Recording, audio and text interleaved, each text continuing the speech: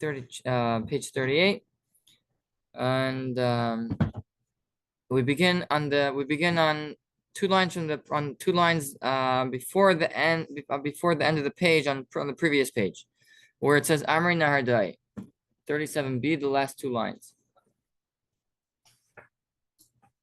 Amri Nahardai. Nahardai teach us, Haiman de Zavin Dikla Lachavrei. A fellow who buys a dikla, a palm tree, from his friend, a single palm tree, a single tree, kanile mishipule atahaima. He acquires ownership on the land, not just the tree. He acquires ownership from the surface of the tree, not just the tree, but also from the surface until the depth of the ground. And Rashbam explains that Nahardai, they hold that even a single tree gets you the rights to replant the tree once it stops producing fruits. Not like we saw yesterday.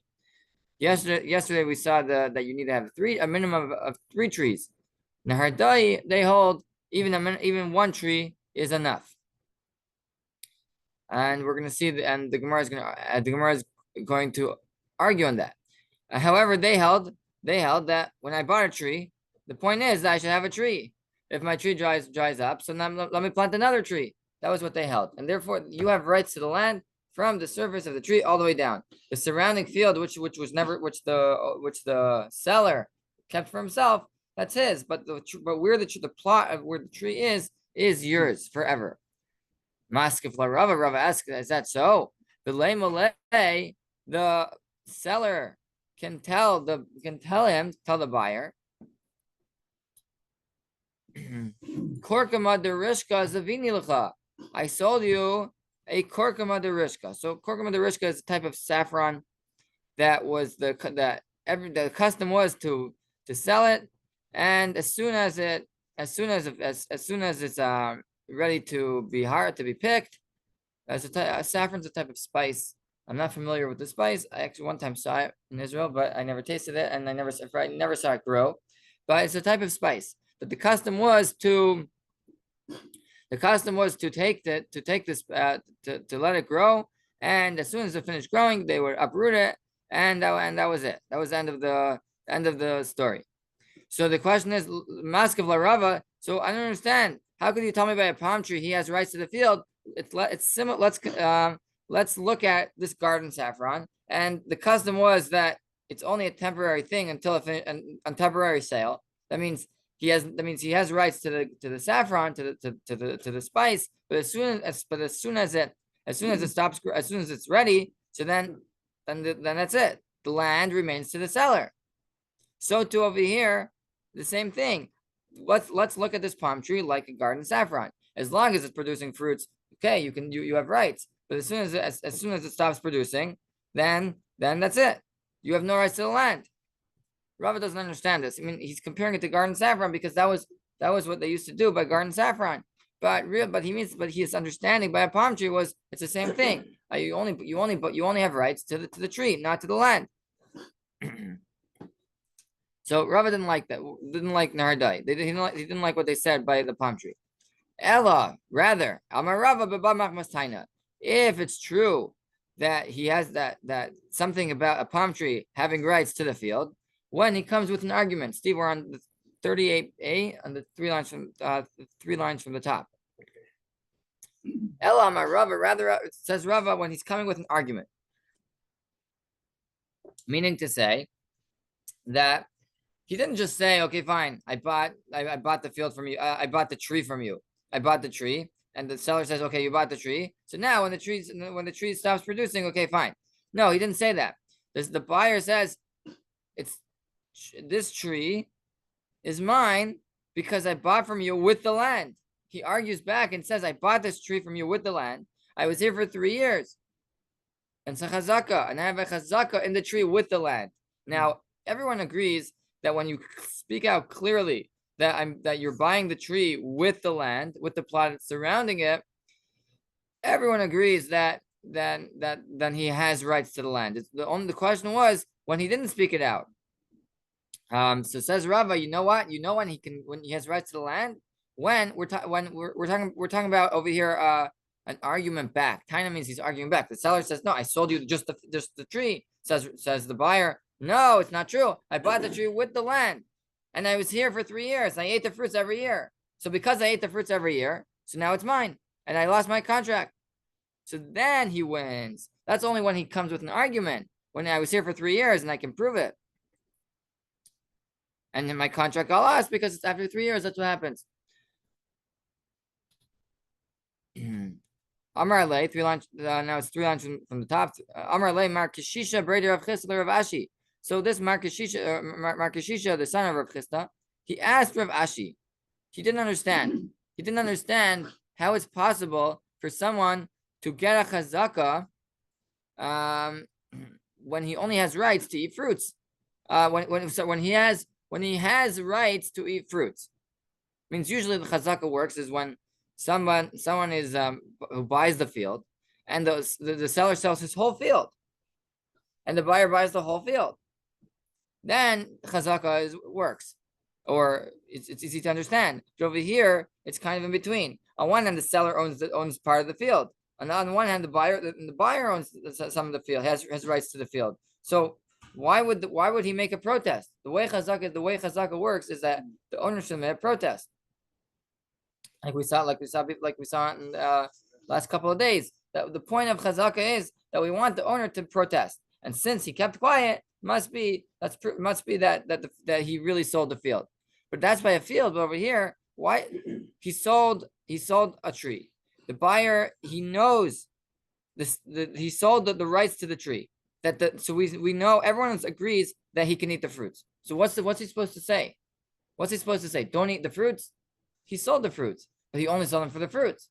As soon as the tree dies, so you're out. So, but the problem is that the buyer is gonna be there for 3 years eating fruits, and then after 3 years he's gonna change his argument and say, I really bought the field from you. So what should the seller do? How could he should protest? Don't eat the fruits. But he agrees that but he sold the rights to the fruit. So what should he do? So he asked, if he sold him garden saffron, or any type of agreement that the buyer can eat fruits in his field. So he has no way to protest. What should he do? Because to protest, don't eat the fruits. It's not true. He sold him the rights to the fruits, and he shouldn't protest. Keep quiet. No, because what's going to happen is that after 3 years, the buyer is going to change his argument and say the field's mine. Not true. I bought it from you forever, and I was here for 3 years. So we're kind of leaving him hanging. What should he do? Says the Gemara, he should make a protest. Okay, what does that mean? He should make a protest? I thought we were stuck trying to figure it out. The answer is he should. Okay, so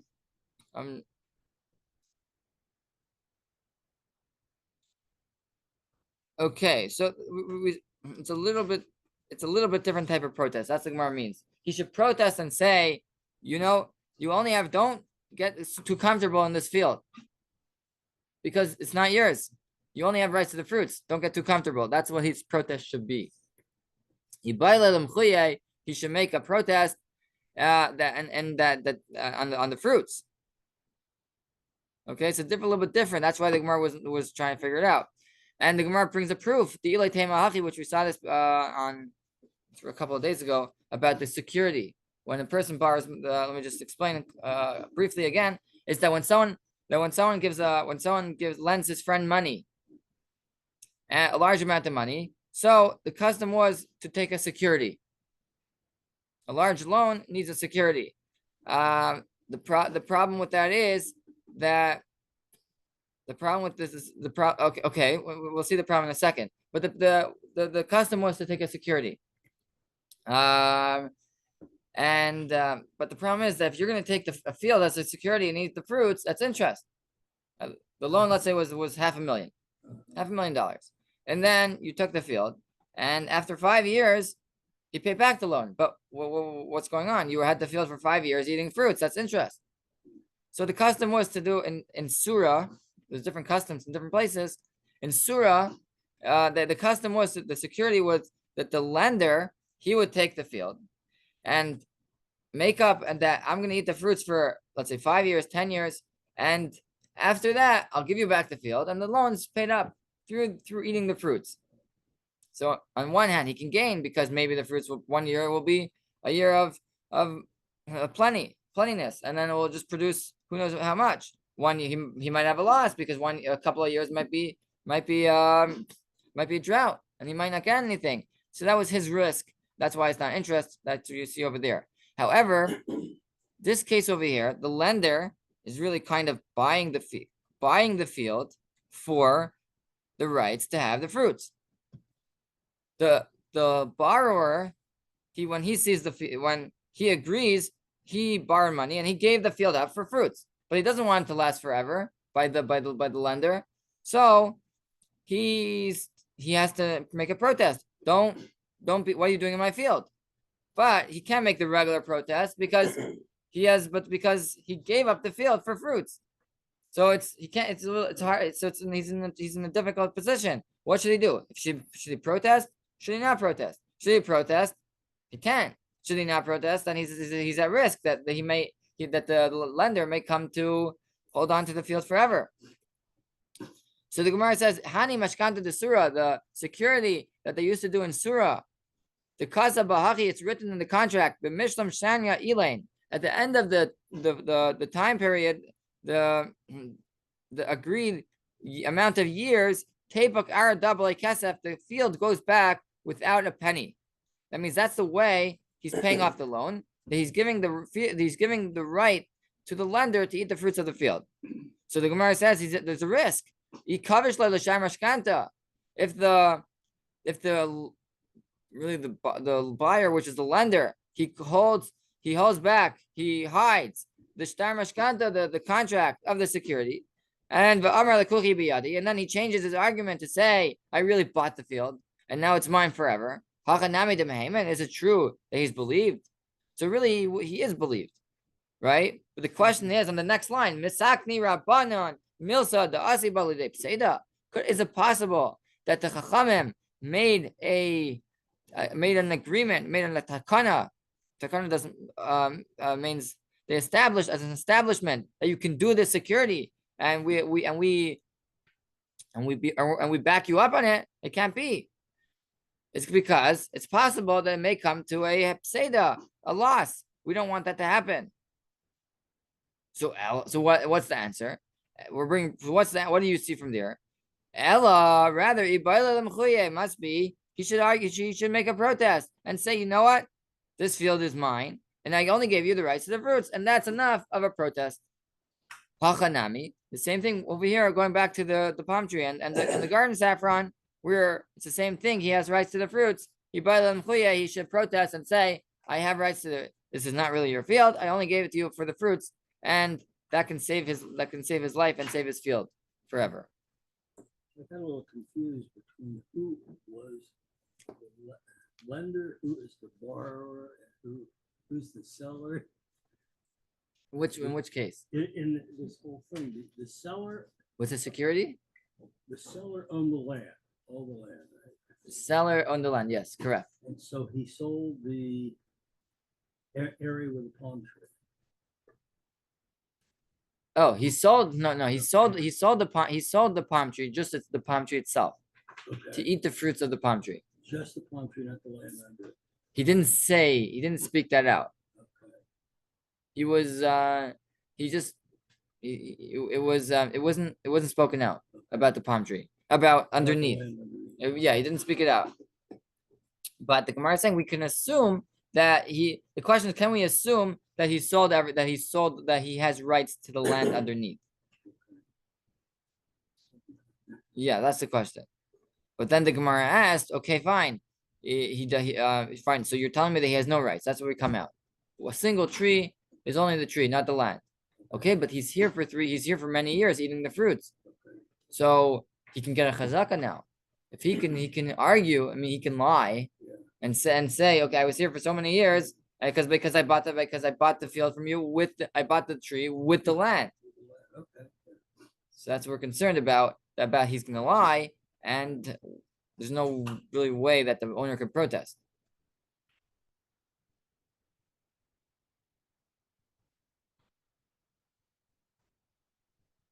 Okay. I think. It's a little confusing, yeah. That's whether.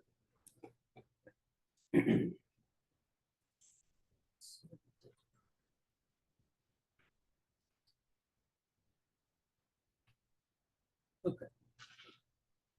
Okay, we're going to see more about the protest coming up in the next Mishnah. Okay. Okay, No so more protests. you have a chance to get to the. No protests. We have another chance to get into more about the protest. So Okay. the following Mishnah talks about how a person may acquire chazaka. Meaning to say, let's just review very quickly about again what's chazaka. Chazaka is that a person buys a field and he's there for many years, for 3 years or many years, and he loses his contract, and he wants and there's no way to prove the field is his. So we say that if he brings witnesses that he ate the fruits for 3 years, and he argues, okay, one of two things. He has to be there for 3 years with witnesses. They ate the fruits for 3 years. And number two, he has a taina, an argument. And he says, I bought the field from you and I lost my contract because 3 years went by and such a long amount of time. Mhm. Then when he acquires chazaka, he has rights to the field from now on. He has rights to the field. Okay, but that's based on, right? Why do we believe that? Maybe the original owner has proved that the field once belonged to him. So why do we believe him and not the original owner? The answer is because that it's based on that the owner should have made a protest. If it's true that if you're saying the truth, so why don't you come speak up in the last 3 years? Someone was in your field, someone was eating the fruits, you should have spoken up. So it's built on really that the buyer needs two things. He needs to have witnesses that he was there for 3 years, and he has to argue. That's number two things together. And it's based on, but there's a third thing that's required to understand chazaka is that the owner, the original owner who's arguing and saying, no, I never sold it to you. So where were you for the last 3 years? You need both together. It's called a macha, protest. He should have spoken up and protested. Now, the following Mishnah will discuss about if the owner was living far away, the owner of the field, he was out of town, he was out of the country. It's a little hard for us to picture that today, where travel is so quick. You can travel across the world in about 15, 20 hours. South Africa, how long does it take? 20 hours in the 20 air. hours, okay. That's It's in the air. That's not. 20 hours in the air. Okay, so it's probably like 25 hours, maybe even more. Yeah, 25 to 30. So shalish now back, but that's today. But back then, a person who was who traveled across the world, it could take a few weeks, maybe even months. Mhm. So if the owner of the field came after 3 years and he saw someone in his field and he said, what are you doing in my field? And he said, I bought it from you and I was here for 3 years and I lost my contract. The owner says, I never knew you were in my field. I was away. I was on the other side of the world. It took me a couple of months to get there and I was there doing business and now I'm back. Now get away. Go away. So says the Mishnah, there are 3 lands, there are 3 provinces for chazaka in Eretz Yisrael. Eretz Yisrael was divided up. We divided up Eretz Yisrael into 3 provinces, into 3 states. Yehuda is one area, one province. Ever Yarden is a different one. Galil and Galil. So Yehuda starting from the south all the way up to about the midway in Eretz Yisrael. Ever Yarden was on the other side was Jordan, and Galil was in the north. So 3 lands. Haya Yehuda. If the owner was in Yehuda, he was there for many months. The Hechzek beGalil. and the chazaka was happened in Kollel, in different province. The Kollel, if the owner was in Kollel, the hechzik b'Yehuda, and the chazaka happened in Yehuda. Eina chazaka, it's not a chazaka. They have to be in the same medina, in the same province, to have a chazaka. That means, again, we're saying that the whole chazaka is that we're proving, since the owner kept quiet, must be that he bought the field, must be that the buyer is saying the truth. Because otherwise, the owner would have spoken, would have made a protest. But over here, they were in different provinces. They weren't living in the same place. He never knew. It's a little interesting because you can be the Rashbam brings a Yerushalmi, which is really interesting. It's a little hard to understand. Is that you can have a person in Yehuda in one province and another person and the fields in the other province, but they can be across the border. One can be on one side of the border, the other one can be on the other side of the border, right next to each other, and they're overlooking each other. And still, the Mishnah says that's it's not a chazaka. So it's interesting. So that would be a little hard to understand. We'll see. The Gemara does say a svara, an idea, a logic to understand this. So let's wait for the Gemara. However, they have to be in the same. They have to be within the same province to acquire chazaka.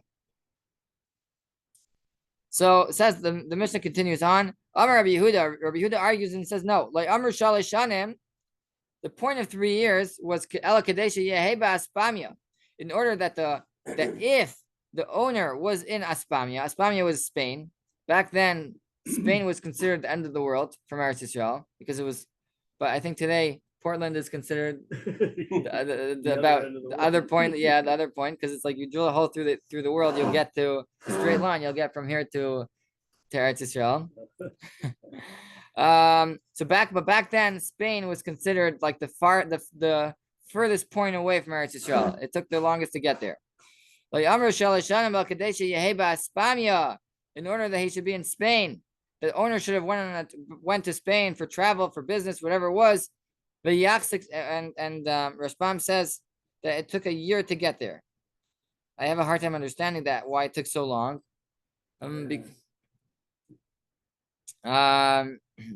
But however, let's go with we're gonna go with that now. In order that the owner should be in Spain, and the buyer stays there, lives in the field for 1 year. So now you have 1 year, he's living in the field. Then people see him in the field and they travel to Spain. They takes them 1 year to get to Spain. And then the owner who had this terrible thing, someone's in this field, it takes him a year to get back. That's why we need 3 years. It's a new concept, a new idea of why 3 years. 3 years was in order that we want to cover any possible circumstance that the owner could come back and make a protest. So the farthest stretch you can get is 3 years, because it takes 1 year for things to get fishy, 1 year, and then 1 year for them to go tell him what's going on, and the 3rd year for him to get back. So that's why we need 3 years. And then once it's 3 years, 3 years for everyone, even if they're in the same place. How could you get someone to spend a year to go tell them how it's feeling? Who would do that? That's a good question. Someone is traveling anyway. Yeah. You wouldn't go special. Yeah.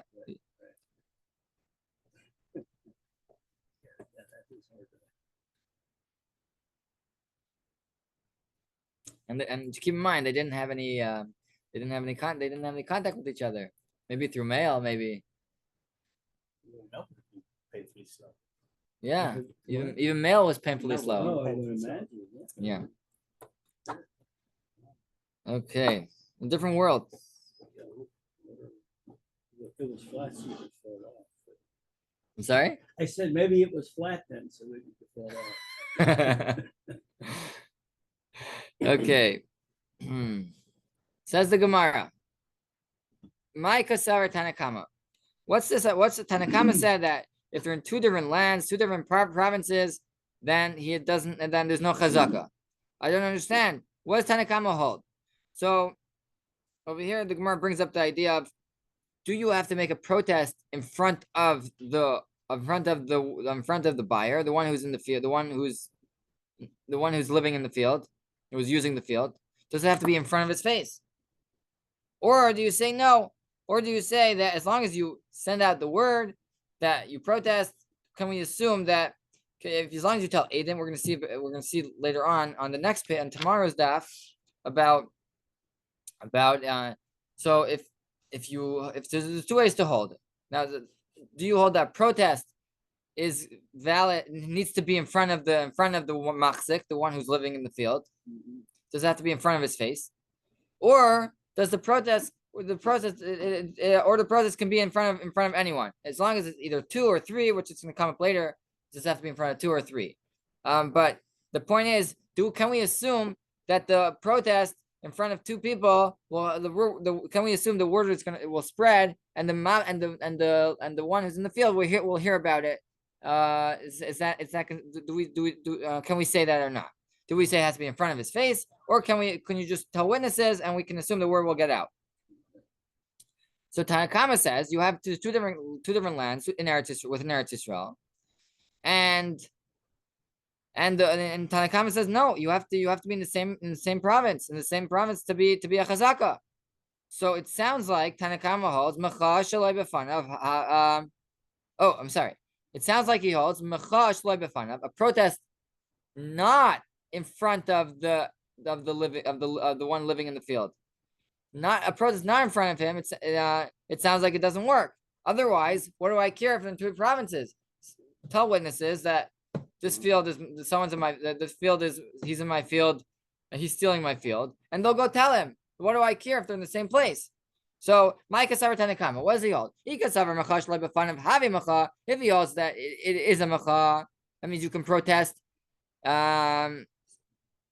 In the absence of the living in the field, if he holds it's a protest. Afilu Yehuda v'gal nami, so he can acquire chazaka even if they're in 2 different places, because the protest happens here and the word will spread.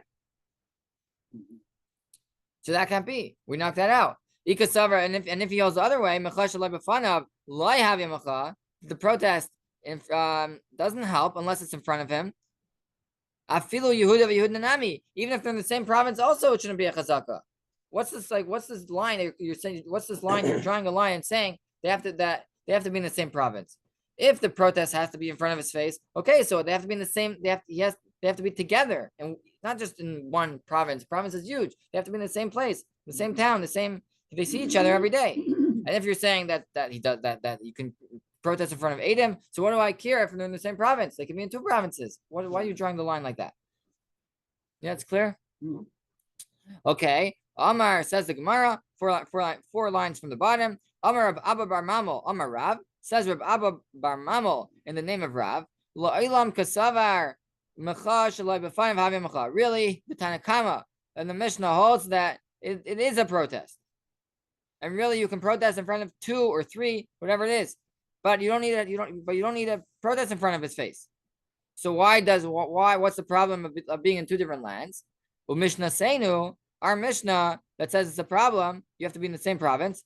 B'shas cherem damu v'shanu. Our Mishnah is talking about at a time when there was hostility amongst the 2 provinces in Eretz Yisrael.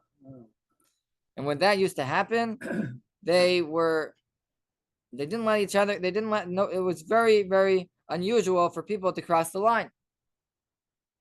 They have to get through the border almost, and it could be in Eretz Yisrael, but sometimes there's friction amongst the 2 provinces of Eretz Yisrael. But it's also interesting that it doesn't talk about every day in the Mishnah. I'm sorry? When it talks about in Galil or in Yehuda. Yeah. But not every day in the. Oh, I see. Why we keep on saying Yehuda and Gala? We don't say Ever Yarden. I think we're just making it simple. I mean, we just use we said 3 in the beginning of the Mishnah. Now we're saying now let's explain to you. If he's in Yehuda, he has and the other one's in Galil, then then it's not good. But we're just picking one as an example. It's just an example. Yeah, good question. Okay. That even says in the more a little bit later on. Oh yeah. Oh, And Galileo specifically, which is what it teaches. Oh, Jules has an answer for you. Let's wait for the next line in the Gemara. Umayshna Yehuda v'Galil denakit. Why do we say Yehuda and Galil? Okay, like why are we speaking out Yehuda and Galil? Says the Mishnah. Says the Gemara. Hakamash malan. Bistam Yehuda v'Galil kashas cherem damu. We can. Our assumption is, and Yehuda and Galil, that there's hostility between them, even though we don't know. We can assume that there's something happening, and because until now we were saying, okay, fine. When we know that there's friction between two provinces, then there's no chazaka. Otherwise, but that's only when we know for sure. But we usually assume that there's peace between them. However, Yehuda v'Galil, it's not like that. We assume that there's always friction amongst them, because there were two different mindsets. Yeah.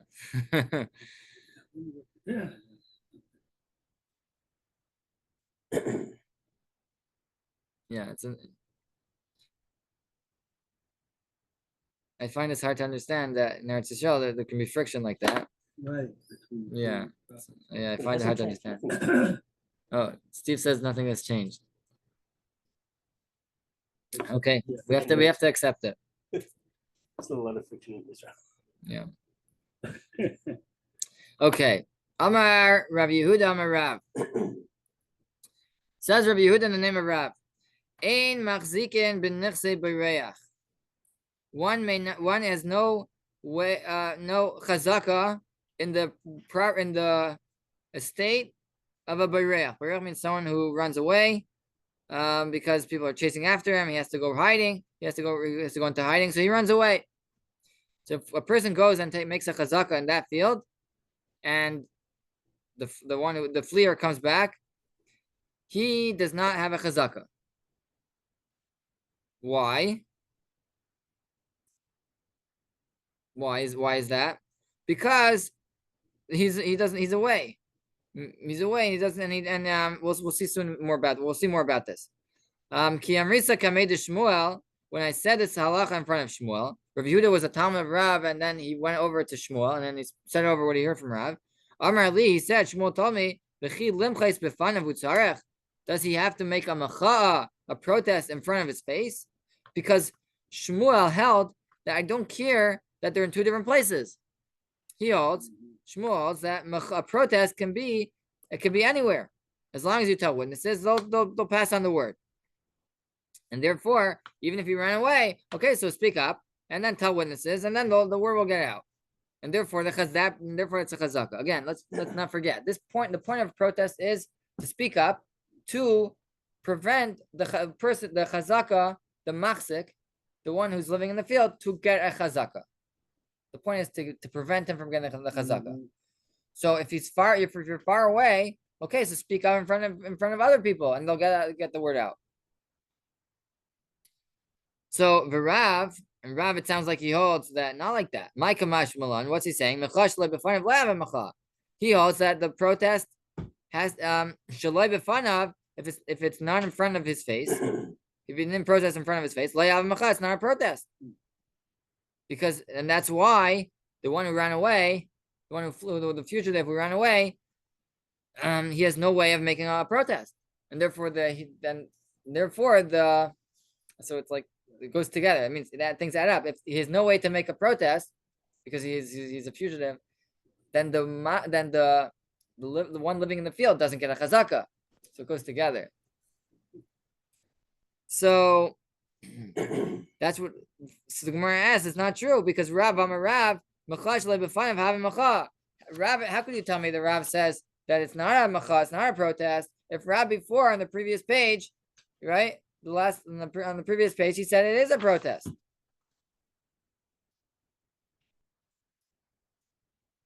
Says the Gemara, Rav Taima Detana Didanka Mefarish. the previous page, the Rav said that it is a protest. He was coming to explain the Mishnah. He himself doesn't hold like that.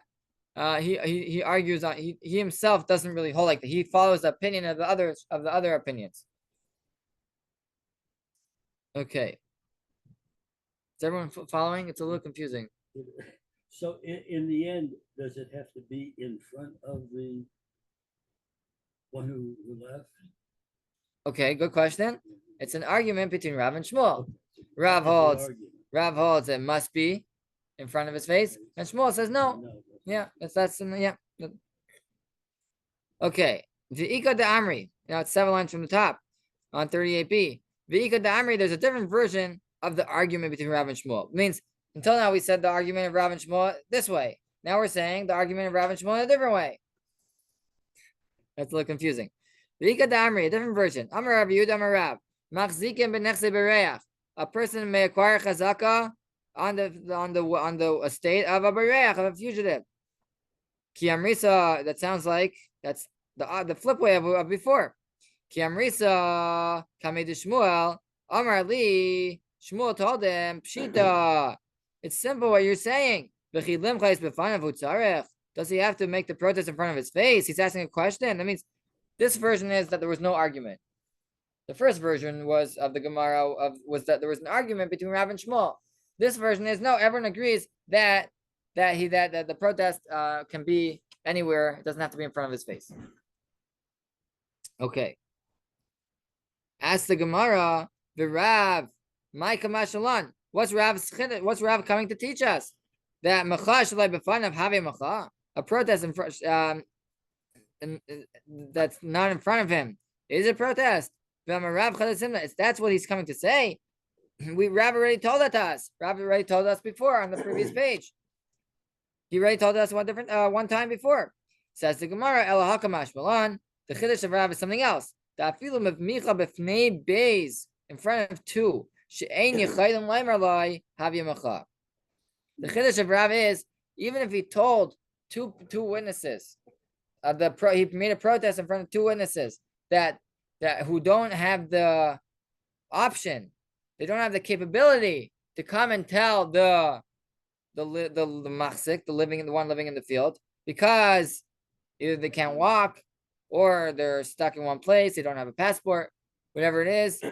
Even if they have no way of telling the machzik, the one living in the field, that's also a protest. Why? We're going to see in a second. The point is that they can't themselves travel, but they can spread the word. They can tell their friend, and the friend can tell his friend, and they can spread the word, and the word gets out through them. They themselves are stuck in a wheelchair. They don't have a passport. They can't travel, but they can tell their friends, and their friends can travel, and their friend even if their friends are not traveling, but their friends have friends, and the word's going to get out, and that's why that works. And the Gemara says, you know why it's a chiddush? Because Rav Einon argues, and he says that type of protest doesn't work. The protest must be in front of those two people who they themselves have the capability to travel. The Amar Rav Anan said, "L'didi mifresh ali minei demar Shmuel." Shmuel explained to me, "Micha b'fnei shnei bnei adam." If you protested, you spoke up in front of two people, that they have the capability to tell him. I mean, it doesn't mean that they themselves must, but it means to say that they must be able, they have to have the capability to do it. So then have your macha. Only if he protests in front of them, those two people that can go, it's a protest. However, micha b'fnei shnei bnei adam, if he protested in front of two people, that they don't have the capability to go tell him, it's not a macha, it's not a protest. So Rav is coming to say not like that. That's the chiddush. The chiddush is not like this saying of Rav Anan. The chiddush is to say that it is a protest. And the Gemara is going to explain. Rav holds chavrach islay, b'chavr de chavrach islay. A friend has a friend, and a friend of a friend has a friend. That meaning to say the word, once you speak up something, the word gets out. The Gemara, tomorrow's daf, we'll bring up the lashon hara, because this is how lashon hara works. When you say thinking about that. That's so funny. you say a bad word about someone, then all of a sudden everyone knows about it. Yeah. That's tomorrow's page, tomorrow's daf. Amar Rava. Okay, Rava says the halacha, the final halacha is hilchasa ein machzikim b'nechse bereach. You do not have a chazaka. You have no chazaka on the state of a fugitive. The umacha shalai b'fanav havi macha, and a macha, a protest that's not in front of his face, is considered a protest. So what's going on? So how can you get a chazaka? How come that you have no chazaka on that estate if you just protest? Says the Gemara, it sounds like two things which are contradicting each other. Because if you can protest shaloi b'fanav, not in front of his face, so why can't you get a chazaka on the nechasim, on the property of a flea or of a fugitive? So just right, the two things don't work together. Says the Gemara, no, like kasha. It's not a question. There's two types of people who run away. There's two types of people who run away. They have to hide, go into hiding. There's a person who runs away because he's in debt. He's in big debt and people are driving him crazy, and he has no way to pay back, so he has to run away. And so he's one type of person who has to go into hiding. And there's another one, person who runs away because of murder. People are trying to kill him, so he was scared and he went into hiding. So a person who runs away because he's in debt, he owes a lot of money. So he can speak up in his hiding place. He can speak up, no problem. A person who's running away because of murder, it's top secret where he is, because the whole world wants to get him, and it's top secret. So there's no way he can speak up, because once he speaks up, people are gonna find out where he is. But he could be in the city of refuge or something. No, that's if a person killed unintentionally. If he killed intentionally. So you're saying this is intentional? You use the term murder. Is this where somebody's coming to murder him? Or he has murdered somebody? He has murdered somebody, and people are trying to kill him now. So he's okay. And the Rashbam says even if he killed unintentionally, people are so upset with him. They're trying whatever they can do to kill him. So he has the city of refuge. Good question. That's a good question, Charles. He can just go to the city of refuge. Yeah.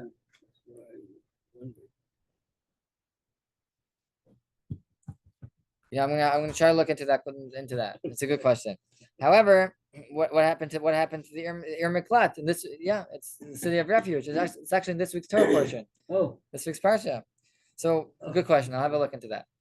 So the Gemara says that if it depends, if he's running away because of debt, and he's hiding because of debt, so let him speak up, and people will know where he is. It's not so destructive to him, to his hiding place. However, if he run away because of murder, so then people are really, really boiled up to kill him. So then he has top secret. So therefore, there's no proof that he didn't speak up because he was scared. He was scared to speak up, and we don't have that proof that he should have permitted protest. So I guess I'm confused now. The person who actually owns the land, someone occupies his land. Correct. And if that person stays pretty long, that's a hazaka. Correct. Okay, so that if the person really owned the land, that's the protest before the end of 3 years. Yeah. Otherwise, he loses. Otherwise, he loses. He loses out. Where were you for the last 3 years? Yeah, right. It's sort of like Today they have laws if the guy, somebody moves into your vacant house, you're there for say 30 days, it's his or something like that. There's some crazy laws like that. Wow. Big deal.